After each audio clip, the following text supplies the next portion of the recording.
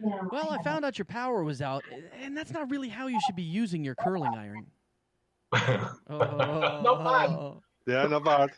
That's not bad, that one. You flipped the breaker. That's gross. Wow. All right, let's go to Clueless movie reviews. This is one of my favorite ones. I know you guys do love this one. We have a couple ways to do it, but I think I'm just going to do it the normal way tonight. We'll mess around with the singing movie reviews. I was going to do a thing tonight because Sherry wants my a little bit of my time later, so I'm going to cut a few things short. We were going to do a double thing. I give you and Steve a movie, and then you have to together. This is what you're going to have to do. Together, you're going to have to give this movie a review. But you have to try to work together in the realm of I'm going to give you a little bit of a taste of what the movie's about, and then you have to go with it, okay? So, Steve, you'll be like the Siskel, and John will be the Hebert. All right. All right. The first movie is Belle de Jour. A young French housewife has bondage fantasies that gradually merge with her everyday reality in this one salacious art house hit. And go. To think I actually stopped watching Pornhub to go watch this. Don't tell me it's 50 Shades of Grey. You're giving this movie, or you've already seen this movie, John. You have to give it a review. Oh, I've got to review it. Wow. Right, sorry, I'm on the page now. Sorry, okay, I've got to, Steve go first, then if he likes, or okay. What was the film called again?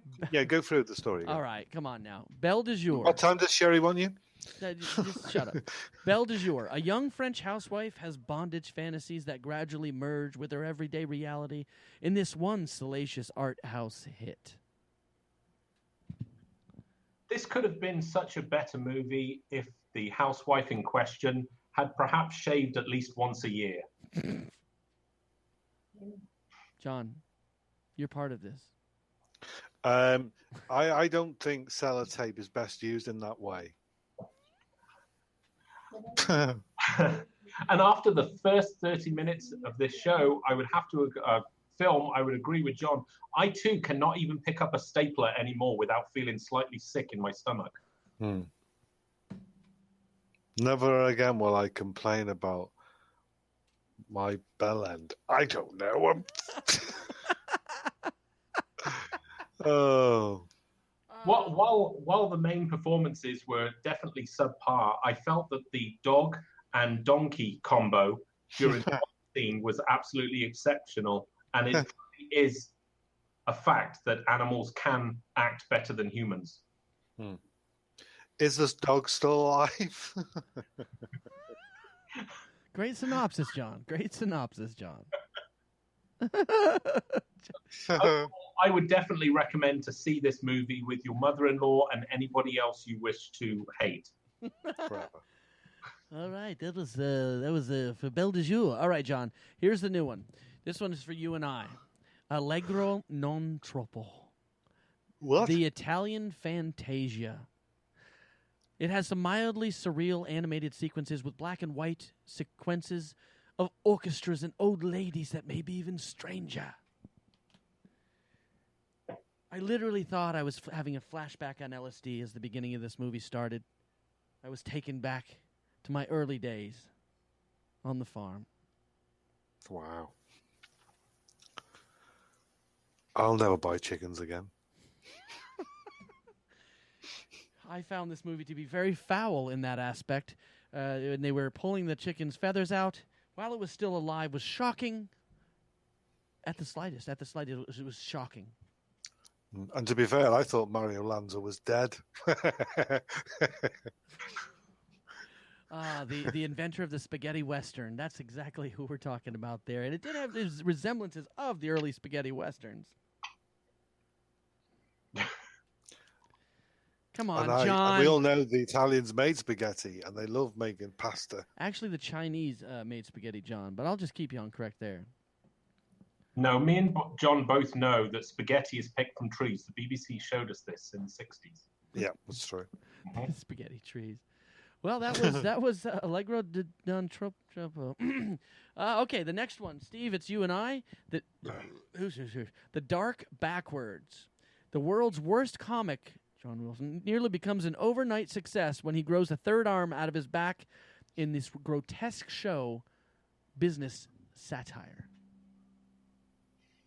Am I starting? Sure. This could have so easily been a classic porn movie, but sadly they decided to make it serious instead. I would have picked Mel Gibson in the lead role, to be honest with you. And Danny DeVito as the arm. Danny DeVito Oh.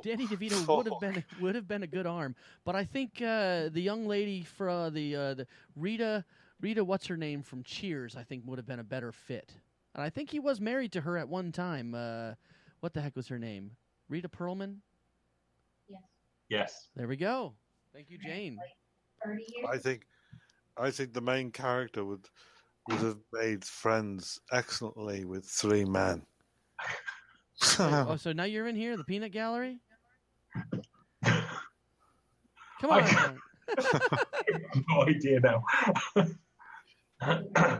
This movie could have been summarized in the first 5 minutes. I do not think that you should go watch this movie. This is not worth my time. I give it a 1 star out of 4. I would actually give it 4 stars out of 4. I Really? think That this is surprises something. me. Well, I have a vested interest in the movie. I actually financed the arm, so I get kickback royalties. You don't see that as an absolute conflict of interest? No, not at all. No, I'm British. I'm allowed to do whatever I want. Well, I revolt. And Well, this has been you are. Clueless Movie Review. You are good, sir. You are revolting. Revolting to me. I'm revolting. Can I Okay. just say, Yeah. Steve, is it your daughter in the background there? Yes. Right, look at him. She looks something of like a horror show because her face is the same colour as the wall because the light of the screen of the monitor is lighting your face up in the wrong way, basically the reflection of the wall. So your face matches the colour of the wall. She looks No. like She floating has the right hair hair. to do a proper horror thing. Juliet, stand up and do the horror thing with your hair Oh, down. the Grudge. Yeah, this is fucked up. All right, everybody that's on No, Spreaker. don't move. Stand back there. Everybody Just that's stand on back there. Spreaker, you can't Bring see your this head right now, down. but Juliet is doing the Grudge. Okay, and just stand there motionless. You know, like you normally do. She looks Oh. Oh, that backwards. looks like you've got your back to us. That's weird. You've got to part your hair a bit. Oh yeah, it's got to be. Still looks like she's standing backwards. It still looks like she's standing You back. get a hunch over all Tilt creepy. your head back There a we go. bit. There we go. That's she. Put your head back a bit. There you go. That's a freak. Now stay there for another 41 minutes. That was weird. Wouldn't it be great if we started the show? If we started the show like this, it would have been great if people had joined. Yeah, right. No, I'm like, no, what we the didn't mention a fuck thing. is this? That's just, no. What we should do, everybody that comes in, just go. No, we can't see it. What are you going on about? And just see the pre-show. We could have set that up properly. This I guess is you true. could We're, down Julia. we're slacking. Marcus said it could be Scuzzlebutt with Patrick Dempsey as the leg. That was a South Park reference, and I do appreciate it. That was a really good one, actually. Okay, the next movie is this. I've actually seen this movie, which is a really good movie, by the way, if you get a chance to see it. It's called Enter the Void. It's a provocative and pretentious Gaspar Noé psychedelic melodrama. It's nothing less than a best trip film of the young millennium.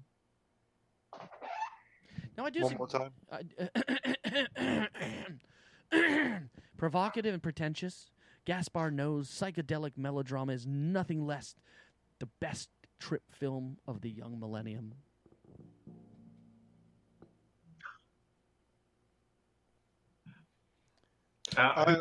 When they were talking about trips, I thought they were talking about drugs. But when he tripped over that log and hurt himself, I was most disappointed. It turned into a slapstick. There is not a trip long enough that could endure this film.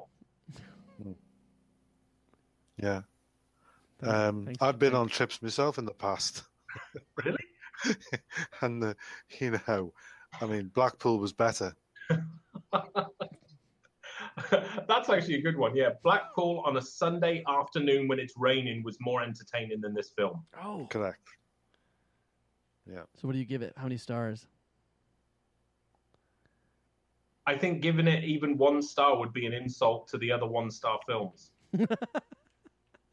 Hey guys, listen, I think I need your advice.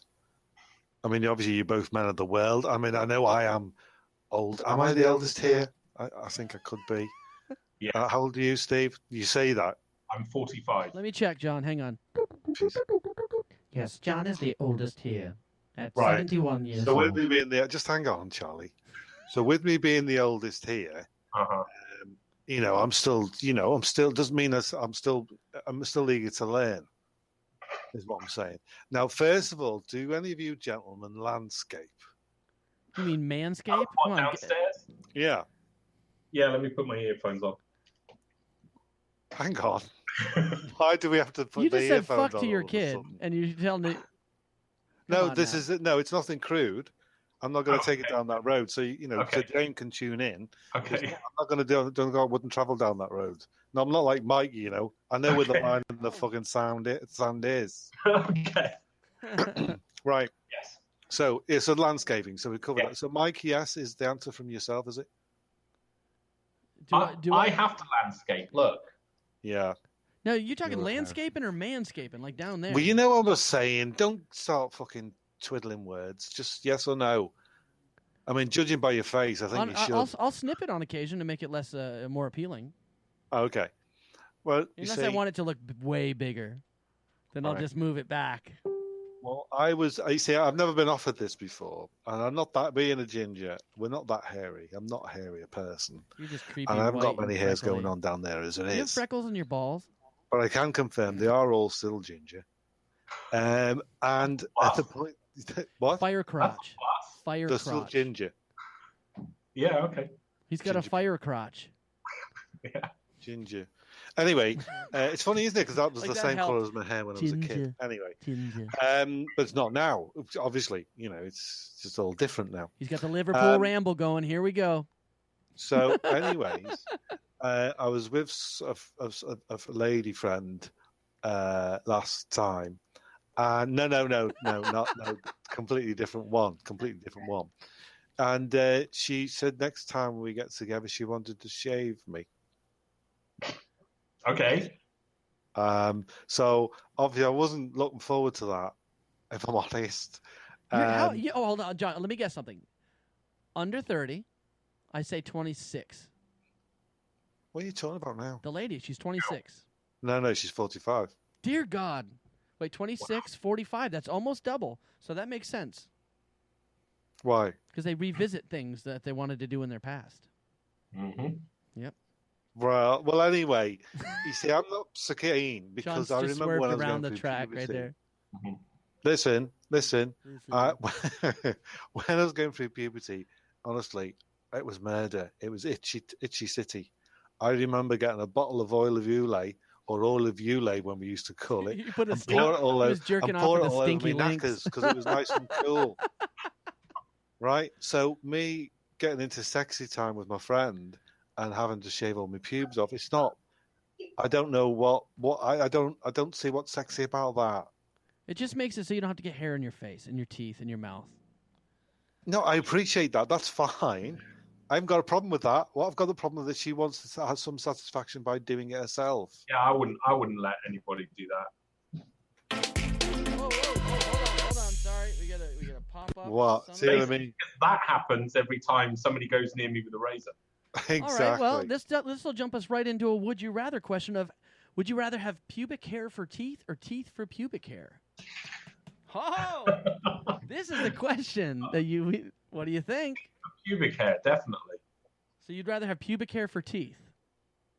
No, I'd prefer to have teeth for pubic hair. So teeth down there. Yeah, that would be awesome. Dear God, man. Yeah, that's. Yeah, you don't want pubes dangling in your mouth, do you? John, who? Oh, yeah. This is true. You don't want pubes dangling in your mouth. But do you want teeth down there? That's a lot of teeth. It's like a shark crotch. Yeah, Maybe but you can pull them. it takes revenge fucking to a whole new level. Could you? That is true.